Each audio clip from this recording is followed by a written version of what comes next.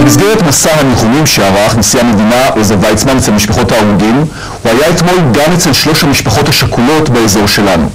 משפחתו של פול ביבס באשדוד, משפחתו של אמיל אזולאי מאשקלון, ומשפחתו של תומר קידר קיבוץ נגבה. יעקב שמעוני כתבנו התלווה אל הנשיא.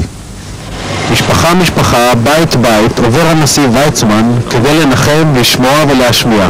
כאן אצל משפחת אזולאי באשקלון הוא שומע בעיקר טענות קשות כלפי התקשורת וחלק מהפוליטיקאים. יש להם את החוצפה להתראיין בטלוויזיה כל מיני פוליטיקאים למיניהם ולדבר על החוסר מוטיבציה של האנשים, כי הם לא הגיעו ללבנון אם לא הייתה להם המוטיבציה. אני לעולם לא ראיתי אצלי בבית אנשים שדיברו על לשרת בקריה או לא לשרת או לברוח. אני מסכים איתך ב100%. אני לא יכול לבוא ולומר שאני טוען את זה כבר הרבה שנים עצמי, ואני יצאתי נגד זה כל הזמן.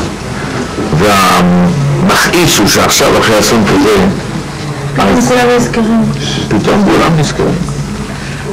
וחבל שצריך לעשות. אני יודע ואני חושב שאני מכיר את החבר'ה האלה. ומקווה שזה יהיה שיעור טוב להרבה אנשים. בבית משפחת ביבס באשדוד